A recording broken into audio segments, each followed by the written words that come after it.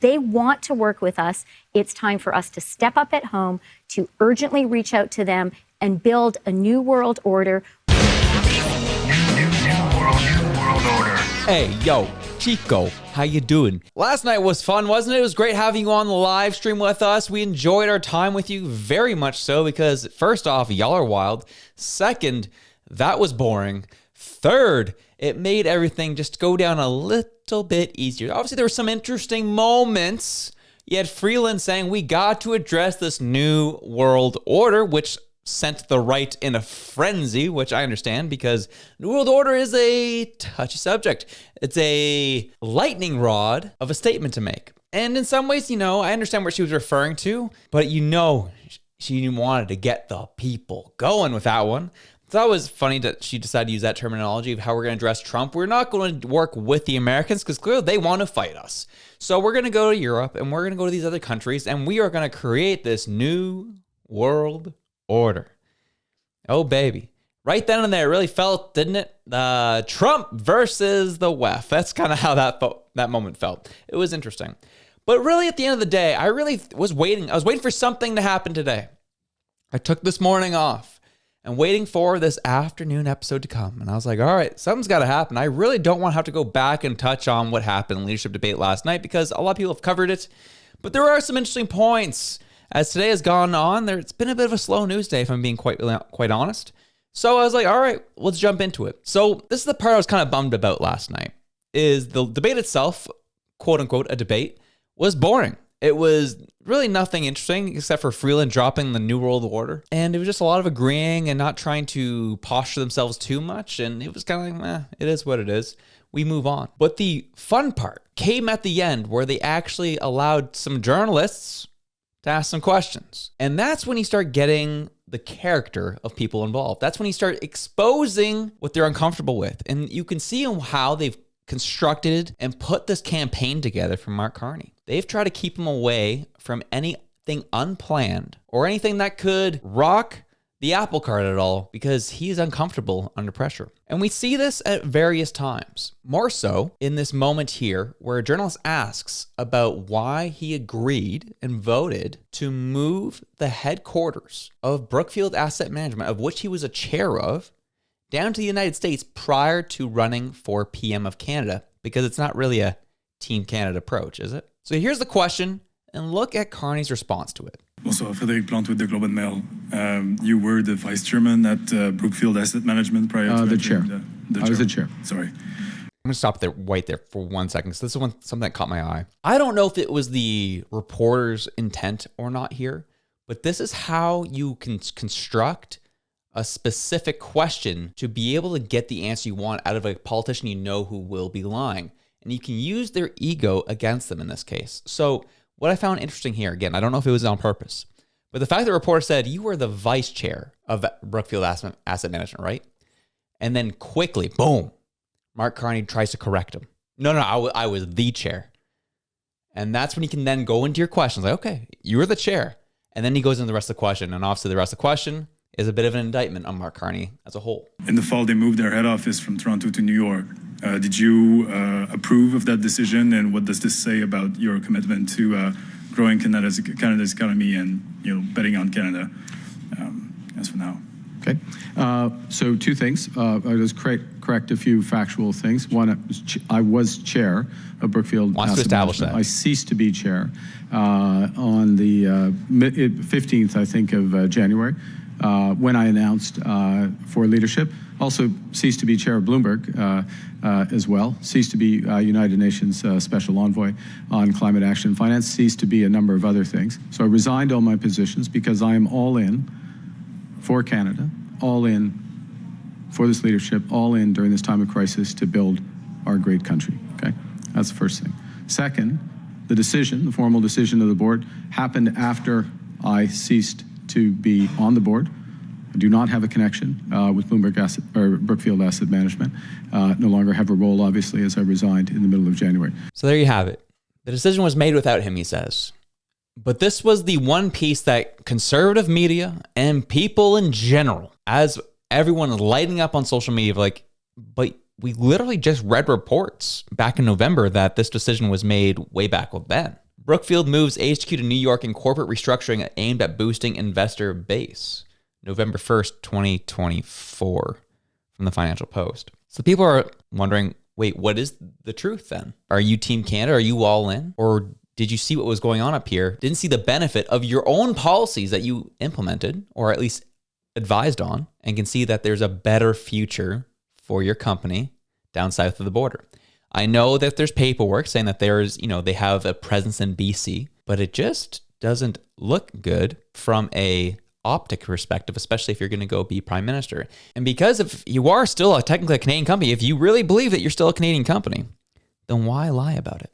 That's really the question that a lot of people are having today. And that's admittedly why this has been catching a lot of the presses. And I did appreciate if it was on purpose or not. The question, you were the vice chair, and then immediate correction, and then went on to list all the things that he's been involved in. Just as a reminder to really fluff his ego, which shows that he is very frail and fragile. So anyone who's actually trying to question him at any point, that is just an ego thing for him, that if you just push on it a little bit, you will buckle, as we're seeing. The second piece that really caught my eye from last night was a reporter asking about him disclosing his corporate assets and his financial interests. And this question really perturbed him. You can see it on his face when the question is asked. And then you can hear it in the sharpness in his tone. You can make time to fill out your security clearance papers, but won't proactively disclose your corporate interests. Because I'm received those security papers as part of this process for the leadership debate.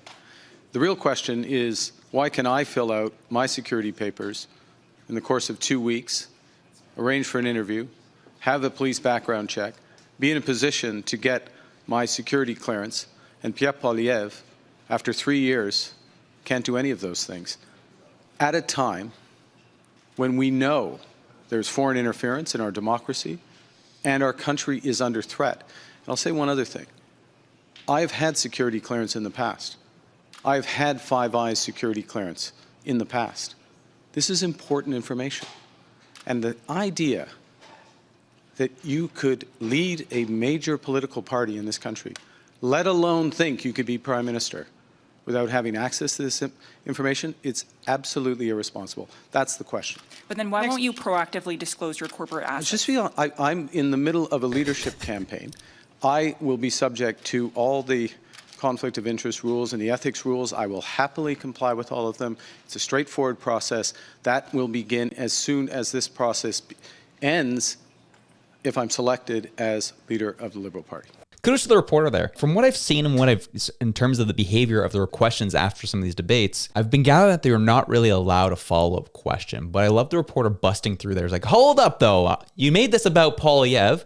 Wasn't asking about him. I was asking you about you disclosing your financial interests, since you are self-proclaimed billionaire and all of that, and you were involved in, you said, 20 plus positions. Are you can disclose your financial interests proactively, so that Canadians can have trust in you and know that the decisions you're making aren't going to benefit your pockets on the back end when you institute them? And he gets flustered, annoyed, and scoffs at it, which shows you everything you need to know about him. There's a lot to hide. There's fear on his behalf that he knows he's a house of cards that will fall at any time. And this is why it's been such a carefully crafted campaign to avoid tough questions like that. I really give credit to the reporter there for pushing on that specific issue to get that reaction from him and get our true response. Because that's the whole goal. What was supposed to be reporting here, you're supposed to get the story. You're supposed to ask questions to be able to get the story. And the reaction, whether he answers the question or not, the reaction there is the story. But then I'm reminded of what happened in the French debate, of him talking about how he's going to balance the operating budget without making any cuts. Question was cuts in the budget, or to balance the budget, the operational budget, how would we do it? Would there be cuts on effet? Right. No cuts to public service, no cuts to transfers to provinces, no cuts to individuals. Okay, absolutely clear. Focus on broader program spending, which is a subset of the overall budget. One of the advantages I can count. I know how the budget works. I've worked on budgets over the years.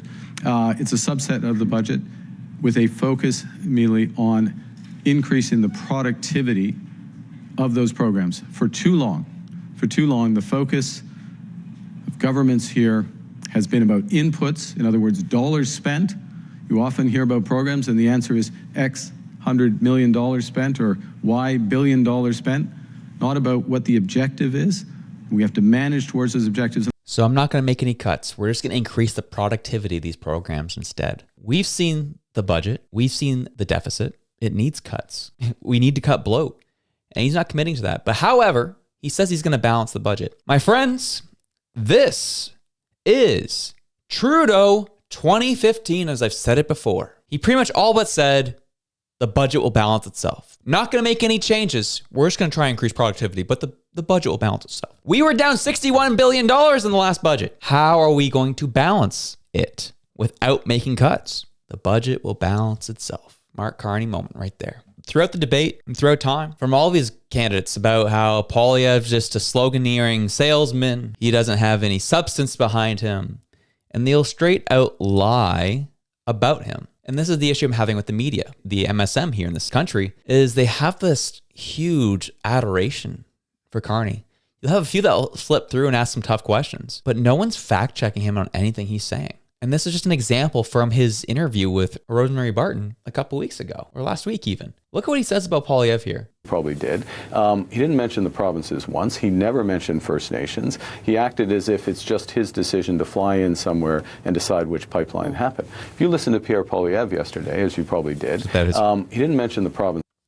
He's referring to, again, specifically, he's referring here to Poilievre's rally, Poilievre's Canada First rally, saying he made no allusion to the provinces, no allusion to First Nations. Okay. Once. He never mentioned First Nations. He acted as if it's just his decision to fly in somewhere and decide which pipeline happened. Bring home production to this country, and that's what we will have. My common sense plan to unleash the production of our resources will allow us to be self-sufficient. We will incentivize Indigenous leaders to support these projects by letting companies pay a share of their federal corporate taxes to local First Nations. Second, I'm announcing, and by the way, that will allow First Nations to spend that on clean drinking water and a better future for their people. Yeah, it didn't mention First Nations at all. The lies that come out of this man are too frequent. You can say what you want about Poilievre. You can say that he's too much on the slogans, not enough on substance. Sure, whatever. But I can at least say he hasn't outright lied to us. So far, I have not heard him lie outright. Carney's lied multiple times, been caught on the record multiple times, lying to the Canadian people. He says he's not a politician. He's acting like one through and through, isn't he? And this is the one thing I'll end off with. Is Jasmine Lane, we love Jasmine here, posted this earlier today, and I couldn't have agreed more. Talking points are scary when you start to notice them. PP is a career politician. He was elected at 25, Karina Gould, Liberal, at 23, and most people across all parties got involved in their younger years, first gaining interest in their teens. Go read their Wikipedia pages. He only talks in slogans. He uses slogans to stick, as many politicians do, i.e. Team Canada, career politicians, sunny ways, etc. This one has been wild. It was said by the Liberal Party several times, then TV, and now everyone regurgitates it when they never commented on it before. There's so many. That's incredible, but it's incredibly fascinating and sad how much political talking points widely used by MSM gain traction and become the only words people know about an individual they refuse to listen to or research.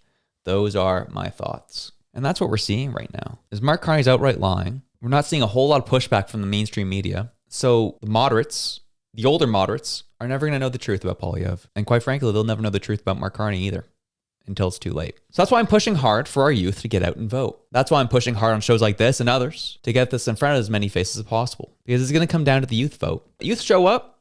As we've seen in polls, they are overwhelmingly leaning conservative these days. The youth shows up, they'll take care of the boomer liberals. And that is key. And then to those the boomers that do watch the show, who are right-leaning, it's also important for you to get out and vote too. The very minimum, cancel out the boomer liberals so that the young people can take this home. That's it for me. Have yourselves a good one. I'm out.